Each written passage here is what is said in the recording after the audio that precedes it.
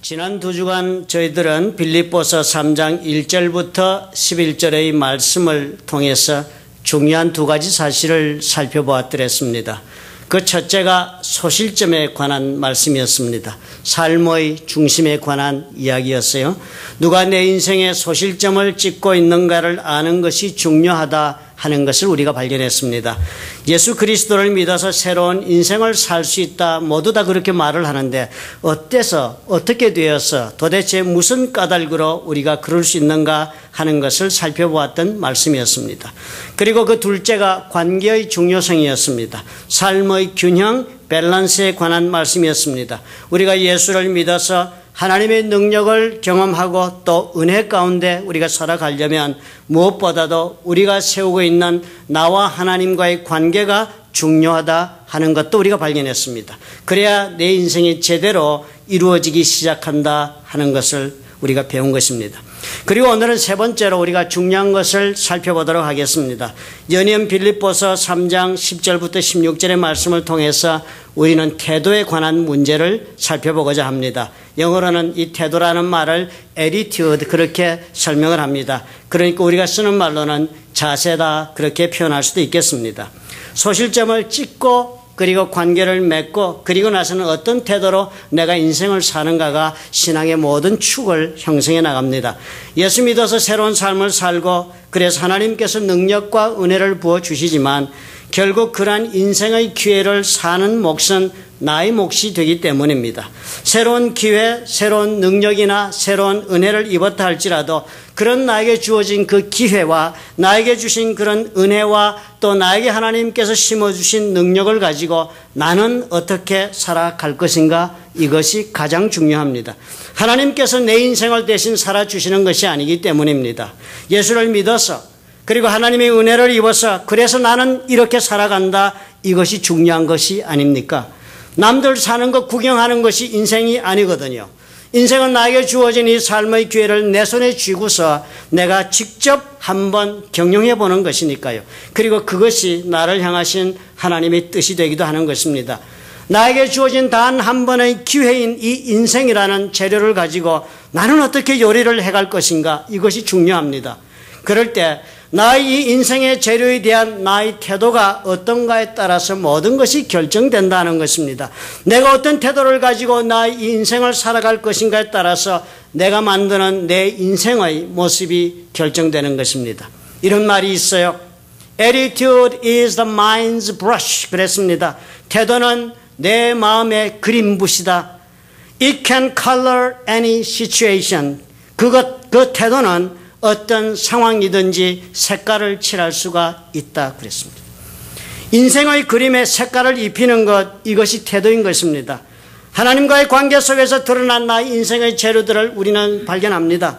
나의 환경 또 나에게 맺어준 사람들과의 관계 그리고 또 나의 일을 통해서 나에게 주시는 그 기회에 관해서 나는 과연 어떤 태도를 가지고 살아갈 것인가 하는 것 이 태도가 나의 인생의 색깔을 다 칠해내고 만다는 것입니다. 이해가 됩니다. 그렇지 않아요? 이 색깔까지 다 칠하시고 나시면 저와 여러분의 그림은 그 자리에서 끝이 나는 것입니다. 오늘 나의 인생을 어떻게 내가 칠해나갈 것인가 이 말씀은 오늘 나는 어떤 태도를 가지고 살아볼 것인가 하는 질문과 동일한 것입니다.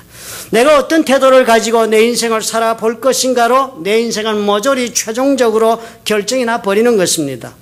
2차 대전을 일으킨 여러분 그 독일이 많은 죄를 지었지만 그 가장 그들이 지었던 무서웠던 죄악은 유대인 대학살이었습니다.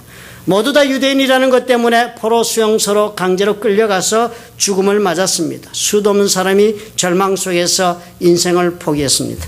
그 가운데 유대인 의사로서 오스트리아에 살았던 빅터 프랭클이라는 사람이 있었습니다. 유대인 정신과 의사였습니다. 이 사람과 아내와 그리고 부모님들 모두는 1942년 9월 25일에 나치의 유대인 게토, 유대인 집단촌으로 강제 추방이 됩니다. 그리고 그곳에서도 역시 유대인들 가운데서 모였으니까 자신의 직업인 정신과 의사로 일하다가 결국은 1944년 10월 19일에 아내와 함께 모든 가족들이 아우슈비츠 컨센트레이션 캠프로 강제 이송이 됩니다. 그리고 그곳에서 피할 수 없이 강제 노역을 당합니다. 모두 다 죽었습니다. 그러나 유독 프랭클만은 기적적으로 살아남아서 남은 인생을 살았습니다.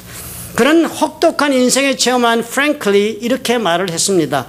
나치의 강제 수용소에서 살아남은 우리들은 그 수용소 속에서도 이리저리 다니면서 다른 사람들을 위로하고 그리고 자신의 마지막 빵 조각을 나누어 주었던 그 사람들을 기억하고 있다.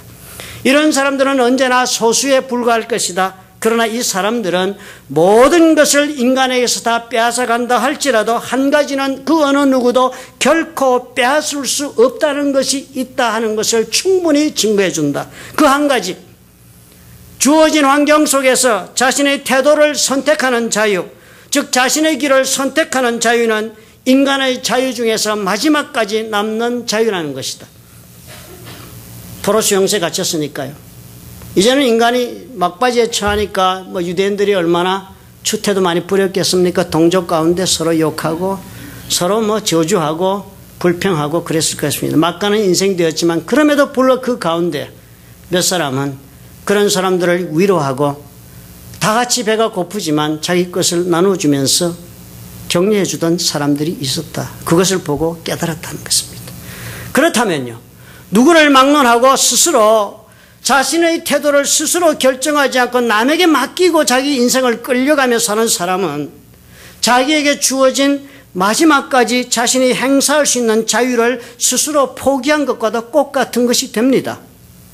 나의 오늘을 사는 태도가 이런 것이 됩니다. 어떤 환경 속에서 어느 누구에게도 빼앗기지 않을 수 있는 나의 마지막 자유라 합니다.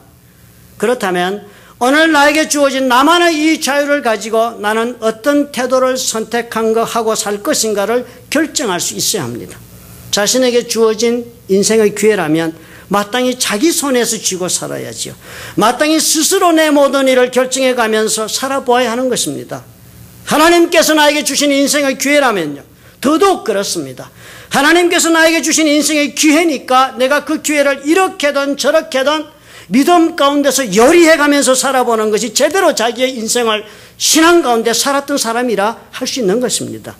나는 환경이 이래서 이럴 수밖에 없다라고 말하는 사람, 나는 이런 사람을 만났기 때문에 이런 인생이 되었다고 저주하는 사람, 이런 일들을 당해서 나는 이런 모습이 될 수밖에 없어 하는 것은 누구 때문에, 무엇 때문에 나는 이럴 수밖에 없어요 하는 그 모든 것은 그렇다면 궁색한 자기 변명 이상이 될 수 없다는 것을 우리는 이해해야 합니다.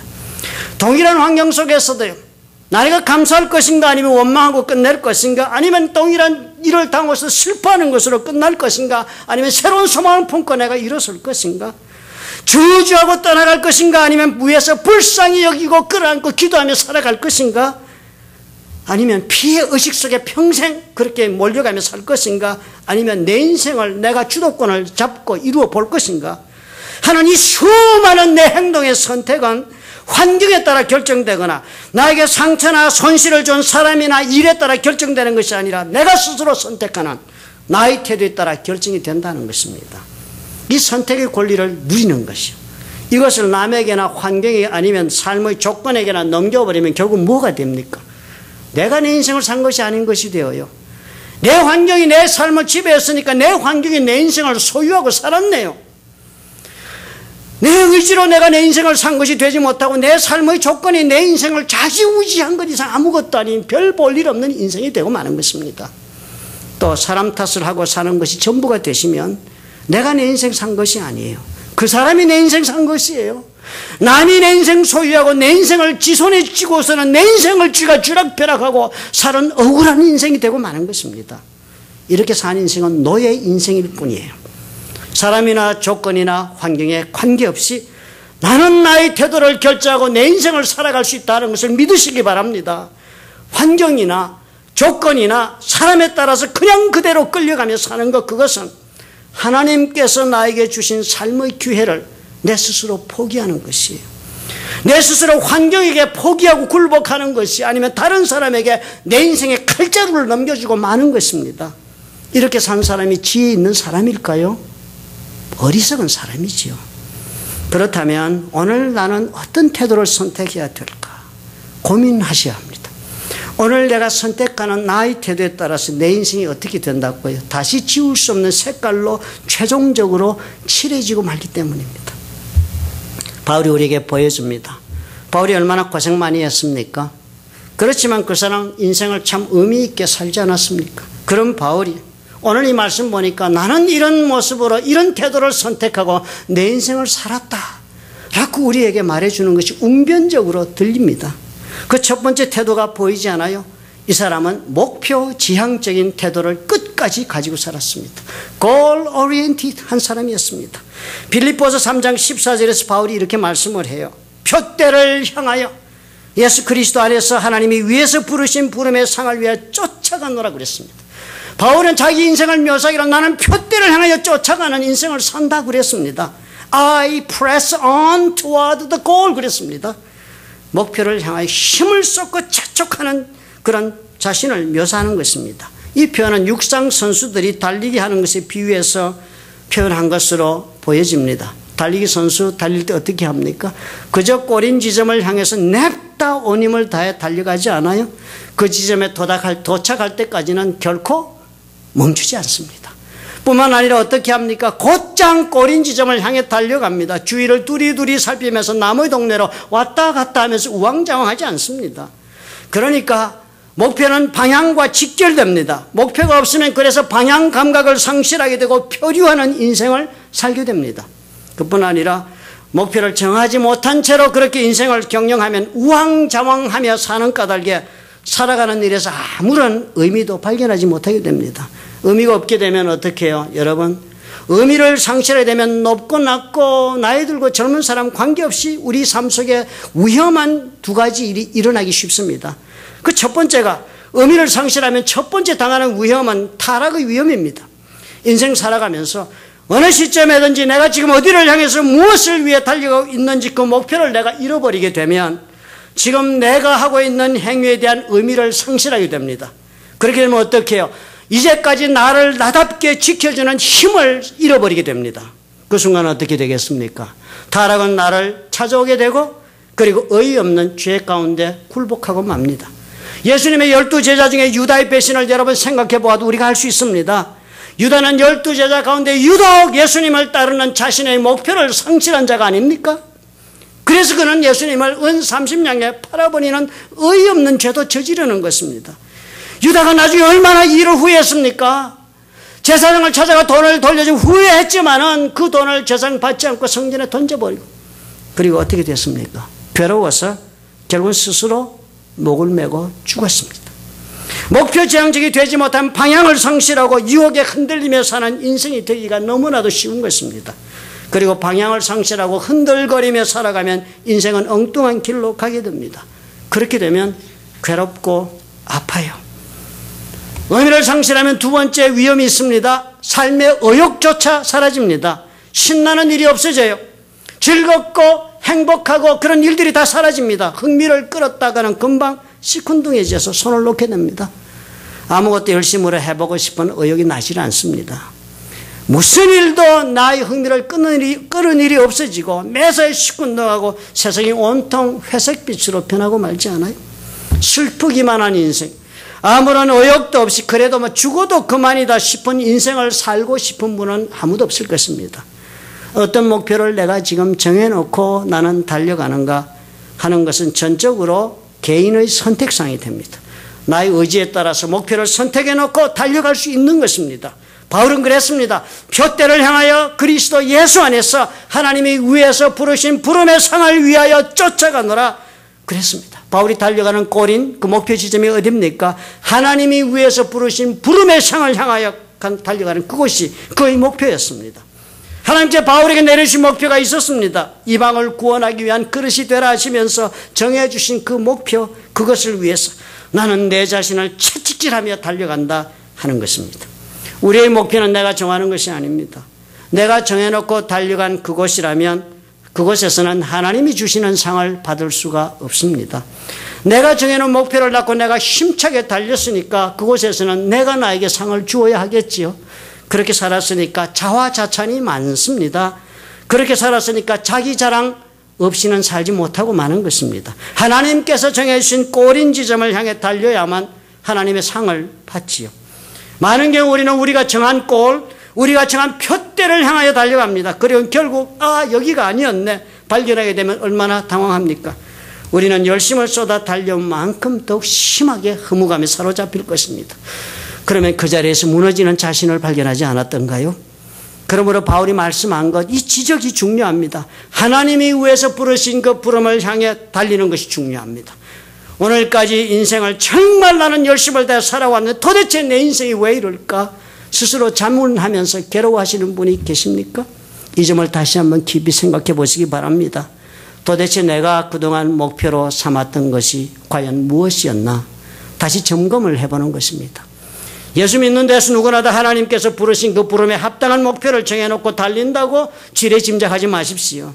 우리는 예수를 믿으면서도 내가 정한 목표를 위해 목숨을 걸고 달리면서 무엇이 잘못인지를 알지 못할 때도 있는 것입니다. 하나님께서 정해주신 목표를 보고 달려야 합니다. 바울에게 있어서 그 목표는 바울의 표현을 빌리자면 예수를 더욱 알고 싶다는 것이었습니다. 그래서 이 세상의 모든 그 스펙 같은 것 다 중요한 것이 아니다 다 던져버리고 어떻게든지 이제는 예수 그리스도의 부활의 권능에 대해 내가 좀 알아야 하겠다. 그래서 나도 부활의 능력으로 좀 살고 싶다 하는 목표를 향해서 달려갔다 합니다. 저와 여러분들 이렇게 목표를 정할 수 있습니다. 오늘 여러분은 예수 그리스도의 부활의 권능을 통해서 여러분의 삶 속에서 무엇을 알고 싶다고 목표를 정해놓았습니까? 이런 목표를 정해놓고 그것을 오로지 그 방향을 향해 노력을 쏟으며 한번 살아보십시오. 상급 있는 인생이 된다 하십니다. 예수를 믿지 않는 사람만 길 잃은 어린 양이 아니다 싶습니다. 예수를 믿고서도 하나님의 부르심을 향하여 자신의 인생의 목표를 정하지 못하고 그저 목표도 없는 채로 믿습니다. 축복의 주시옵소서 하면서 달리는 인생도 어쩌면 또 다른 의미에 있어서 길 잃은 어린 양일 수도 있습니다. 철학자 프리드리히 니츠가 이런 말 했습니다. By losing your goal, 당신의 목표를 상실함으로 You have lost your way, 당신의 길도 잃어버렸다. 이걸 우리말로 우리가 바꿔서면 어떻게 되겠습니까? 신앙의 목표를 상실하면 신앙의 길도 잃어버릴 수가 있다 하는 것입니다. 예수를 잘 믿어놓고도 상급 없이 살고 만나면 슬픈 일이 됩니다. 예수 잘 믿어놓고 나서도 우리가 허무해한다면 삶의 의욕도 없이 크고 작은 유혹에 속절없이 넘어진다면 생각해 보아야 합니다. 이렇게 사는 것이 정상이 아니다 생각해야 합니다. 벗어나야지요. 삶의 의미가 있어져야 하고 그리고 매일매일이 의욕에 다시 가득 차야만 하는 것이 정상입니다. 목표 지향적인 태도, 하나님이 정해주신 그 목표를 내가 받아들이고 인생을 살아보겠다는 그 태도가 있다면 내 인생이 이제는 멋지게 컬러링이 됩니다. 안전하게 그리고 아름답게 그려지기 시작하는 것입니다. 믿으시면 아멘 하시기 바랍니다. 목표를 선택하는 것은 저와 여러분의 몫이다. 우리 기억하시기 바랍니다. 두 번째로 바울을 보니까요. 바울에게는 미래지향적인 태도가 강하게 보여집니다. 미래지향적인 태도. Future oriented attitude입니다. 바울이 이렇게 말씀을 합니다. 형제들아 나는 아직 내가 잡은 줄로 여기지 아니하고 오직 한 일, 즉 뒤에 있는 것은 잊어버리고 앞에 있는 것을 잡으려고 표대를 향하여 쫓아간다고 그랬습니다. 오늘 이렇게 목표를 달려가면서 한 가지 하는데 이 사람이 마음을 다스리며 정리한 것이 보입니다. 즉 뒤에 있는 것은 잊어버리고 앞에 있는 것을 잡으려고 마음을 정하고 달리는 것입니다. 뒤에 있는 것이 무엇입니까? 과거에 일어난 일들입니다. 그리고 앞에 있는 것은 무엇이에요? 앞으로 일어날 일, 미래에 나에게 찾아올 일들입니다. 바울은 과거에 일어난 일들은 다 잊어버리고 오직 앞으로 일어날 일들만 나는 생각하면서 아니 나는 기대하면서 달려간다 고백하지 않습니까? 사실 우리가 오늘 현재를 살아가고 이면서도 오늘을 산다 하면서도 우리는 어떻게 해요? 과거 나의 인생사를 두고 얼마나 마음을 쓰면서 괴로워하고 있는 것이 많은지 모릅니다. 과거에 내가 받은 상처, 그 상처가 오늘도 내 생각을 사로잡지 않아요? 그리고 오늘 나의 행동에 영향을 주어서 이상한 일을 하게 만든다면 이거 중요하게 생각하셔야 합니다. 어떤 사람이 과거에 나에게 준 손해, 나에게 과거에 준 모욕, 나에게 지난날에 준 상처나 아픔이나 이런 것들을 아직도 내 마음속에 품고서 절치부심 이를 갈면서 사는 사람 많이 있습니다. 나는 누구누구 때문에 절대 살 수가 없어. 누구누구는 절대로 용서할 수가 없어. 나는 그 일을 결코 잊어줄 수 없어. 이렇게 스스로 말하고 있는 일이 아직도 우리에게 남아있다면 이 사람은 지금은 현재를 살고 있지만 과거의 그 사람, 과거의 그 일과 아직도 살고 있는 것 이상이 아닙니다. 그 사람은 과거의 사람이에요. 현재를 살면서도 그 사람은 아직 과거를 살고 있는 과거 인간입니다. 왜 이렇게 살겠어요? 지금 나의 비참함이나 나의 고통이 너에게 책임이 있다는 마음을 버리지 못하는 것입니다. 오늘 나의 지금 현재의 고통이 너에게 있는데 그것을 내가 지금 용서하고 나면 이제 내 이 고통에 대한 책임을 지울 대상이 없어지니까 용서 못해. 용서 안 해. 이렇게 하면서 사는 것입니다. 이렇게 사는 것은 아깝고도 귀중한 나의 지금의 삶을 지나간 과거의 통 속에다 다 쏟아붓고 있는 것입니다. 살아야 할 나의 귀한 기회를 과거의 어둠 속에 던져버리는 것입니다. 바보스러운 선택 아니에요. 미래지향적인 태도를 선택하면 과거에서 벗어납니다. 더 이상 지나간 사람, 지나간 사건 때문에 내 자신의 귀중한 현재를 망치지 않습니다. 미래지향적인 태도를 선택하시면 그런 까닭에 절망적인 일 가운데서라도 다시 시작해 볼 수 있는 용기가 일어나기 시작합니다. 오늘의 나의 삶에 대한 책임을 내가 져야지요.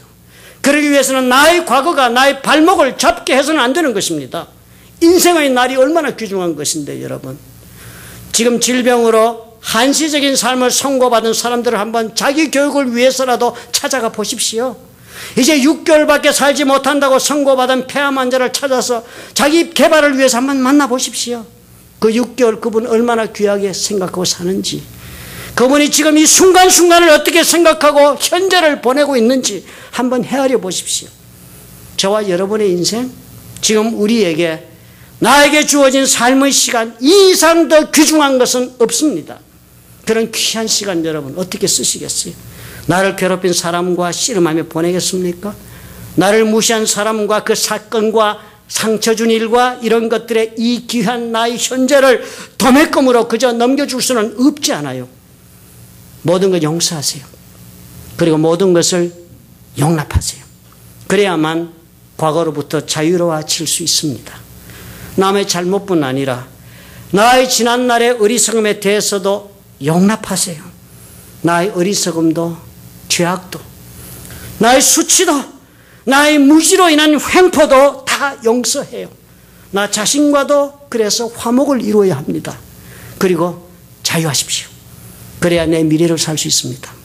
미래지향적인 태도는 나의 어리석은 모든 과거로부터 나의 현재를 괴롭게 하지 않는 것입니다. 무한한 가능성으로 나의 미래를 바라보는 것입니다.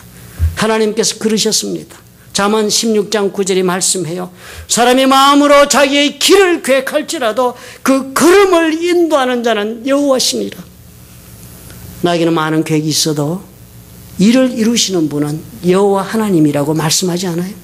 우리 기억합시다. 저와 여러분의 미래는 이렇게 하나님의 손에 달려 있습니다.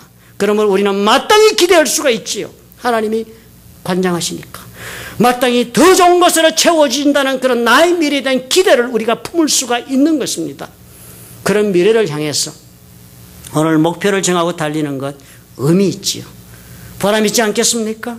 그리고 정말 일생에 한 번은 해보아야 할 도전이 아니겠습니까? 과거에 발목 잡힌 것 이제 걷어차 버리십시오. 그리고 미래를 기대하는 마음을 품으시기를 예수님의 이름으로 축원합니다. 세 번째로 여러분, 현실적인 태도를 버리지 맙시다. 현실적인 태도를 품고 오늘을 삽시다. 미래를 지향하면서 목표를 향해 달려간다 하지만 그럼에도 불구하고 현실은 어떻게 여전히 변함없이 우리와 함께합니다. 바울은 그러한 사실을 다음과 같이 묘사합니다. 3장 12절에 내가 이미 얻었다 함도 아니요 온전히 이루었다 함도 아니라 오직 내가 그리스도 예수께 잡힌 바 된 그것을 잡으려고 쫓아가느라. 그러면서 오늘 읽은 16절에서 이렇게 결론을 내립니다. 오직 우리가 어디까지 이르렀든지 그대로 행할 것이라. 영어로 이렇게 적었습니다.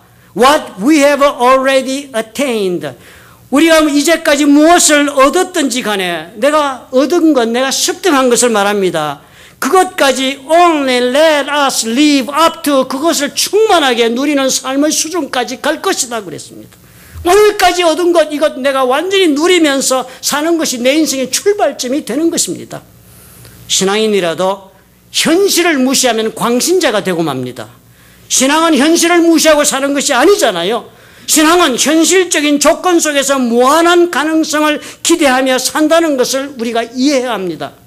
신앙은 현실 속에 살아가고 있는 우리, 현실 속에 가두어진 우리 이 한정적인 존재 우리에게 하나님의 손길이 지금 임해 오시는 것을 뜻합니다. 신앙은 현재의 역사예요.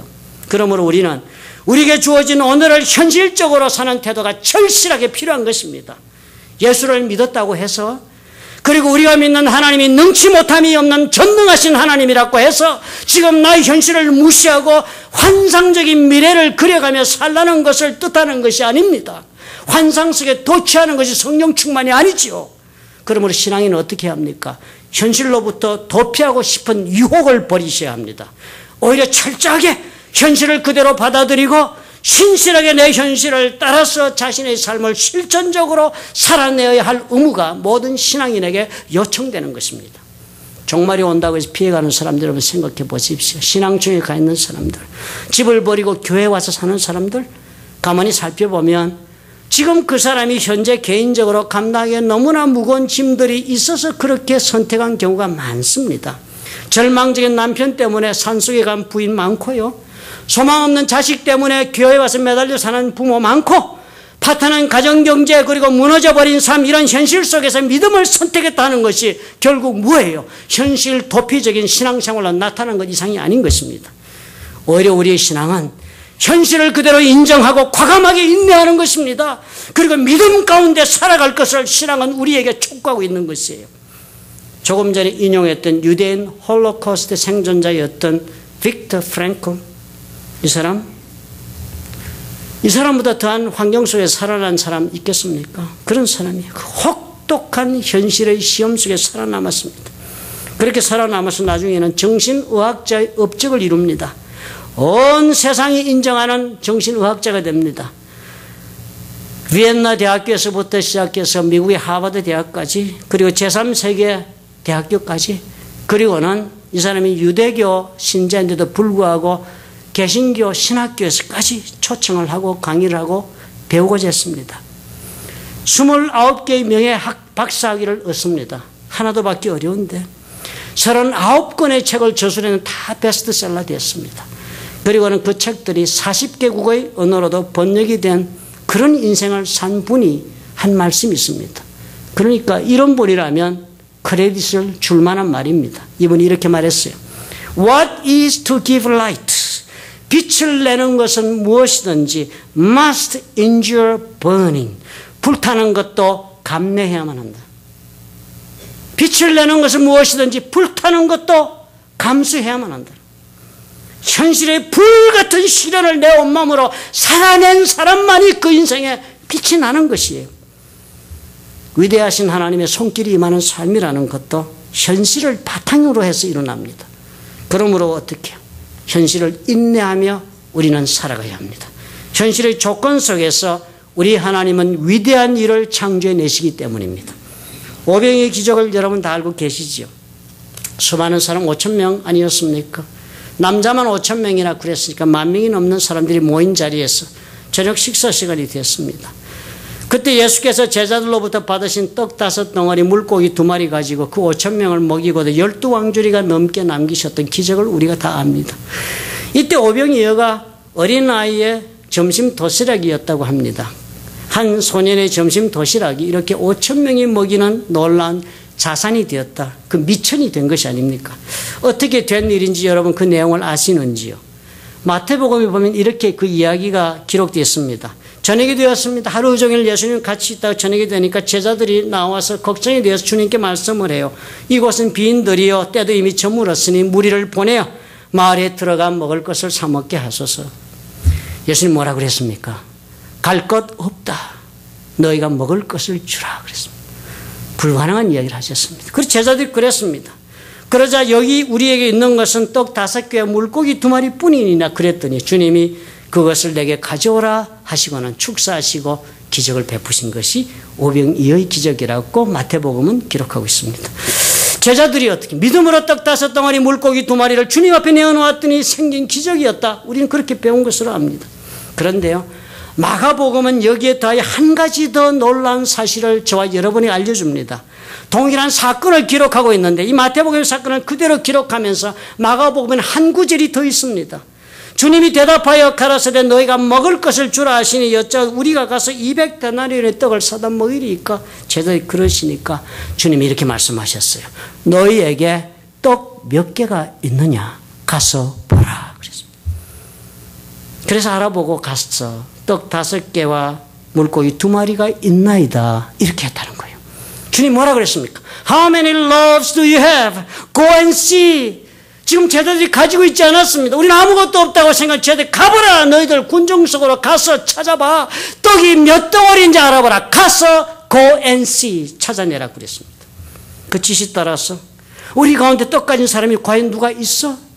과연 뭐가 있지? 이러면서 돌아다니면서 그 10,000명이 되는 군중 속에서 제자들이 발견한 것이 오병이어였다는 것입니다. 예수님이 행하신 이 오병이어의 기적도 그냥 허공정 아웃 오브 블루 그냥 하늘에서 뚝 떨어진 것이 아니었단 말입니다. 제자들이 수많은 군중 속을 헤집고 다니면서 과연 우리에게 현재 있는 것이 무엇이 있나 하고 찾아보고 애쓴 그 결과였다는 것입니다.